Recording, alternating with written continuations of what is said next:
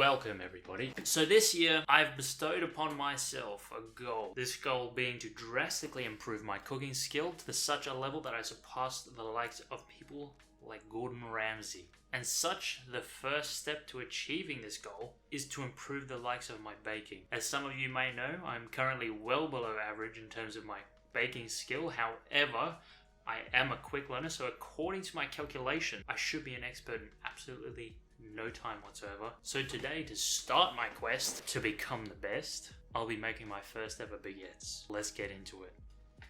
Alright, so starting off, you want to grab yourself a scale, a metal bowl, about 1.5 cups of water. Doesn't have to be warm, cold water should do just fine. You don't want it too cold though. And you want about a teaspoon of instant yeast, 2 tablespoons of salt, and a sprinkling of sugar. The recipe calls for honey, but I'm just going to use a sprinkling of sugar. You want about 500 grams of, hopefully you have bread flour. I just used all-purpose flour because I didn't actually have any bread flour at the time. You want to mix that all together with a spoon and then get in with your hands and sort of turn it into one uniform dough. Add flour if you need, if it's too sticky, and add water if it's too dry. You get the deal. So you want to chuck some cling wrap on there once the dough has formed into a single ball. And you want to let that sit for roughly 1.5 hours. And in that 1.5 hours, you want to open it up roughly every 25 to 30 minutes. And you want to stretch and fold the dough over on itself. I'll add the recipe in the description that I use so you can get a more detailed view on how you do this. I don't think I did the best job, but it's a learning process, you know what I mean? And then once you're at the final stretch and fold, once you've done that, cover it up with cling wrap again. I use fresh cling wrap because my cling wrap had sort of turned really scraggly.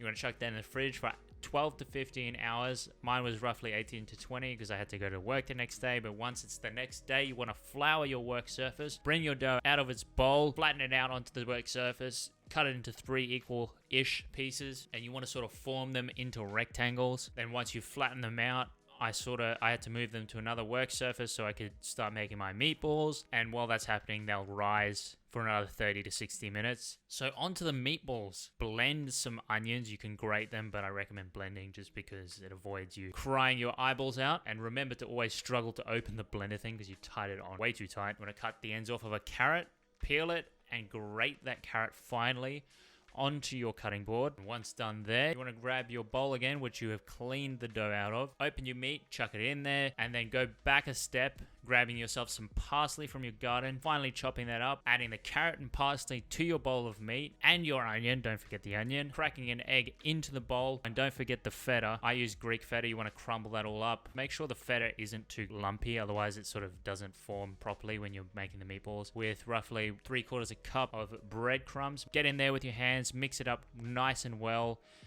Don't use a spoon because it makes it much harder. And you want to season your meatballs before you flour them so that the salt can actually get into the meat and sort of really absorb properly. Start forming your meat dough essentially into balls. You don't want to make them too large because then they won't fit properly in your sub. But once you're done at that point, you want to cover it in cling wrap and leave it in the fridge while you start to roll out our baguettes. So you want to flour your work surface, bring back over your dough, and you want to sort of roll them into a cylinder, folding them over each other, like flatten them out and fold them over each other. Mine were way too long, so I had to fold my cylinders on top of each other because otherwise it'd be too long and stringy. Probably would end up breaking before hitting the oven. Rolling them out into sort of equal cylinders as shown in the video. And then once you're at this point, this is where it'd be extremely useful for you to have a couche or couche, I'm not how you say it. I didn't have one, so I just used cling wrap and sort of let them rise again for another 36 minutes. Now we're on to the sauce for our meatballs, which we will dice an onion, and you want to grab yourself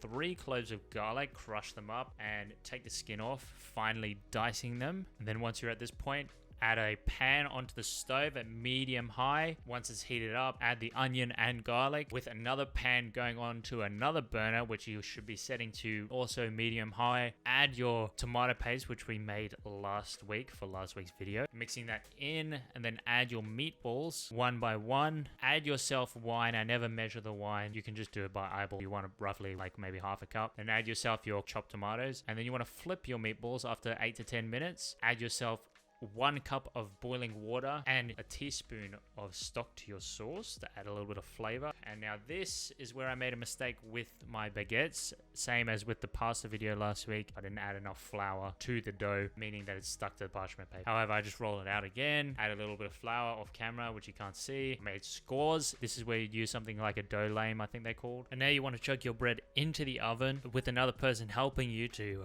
put it in the oven. We failed the first time, so we had to reassess, and then eventually we managed to get it into the oven at 245 degrees Celsius for 15 minutes with a tray of boiling water at the bottom. This is where you'll need to preheat it. And then after the 15 minutes, remove the water and bake for another 10-15 minutes until it is golden brown. Then you want to add your meatballs to the sauce, covering it for roughly 10 minutes to let it sort of cook through. And now your baguettes should be done. And I know mine are a little bit burnt, but it's okay. They still came out okay, in my opinion. You want to cut your baguettes through using an oven mitt because it was way too hot and I couldn't touch it. And look at that. Isn't that just perfect? You can see the steam coming off. And now your meatballs should be done. You want to add your meatballs to your sub, sprinkling it with freshly grated mozzarella. Always grate your own mozzarella. And some freshly grated parmesan. Add some basil leaves, try desperately to fold it over, make a huge mess, cut it in half, and bada bing, bada boom, you got yourself a meatball sub that tastes pretty damn good.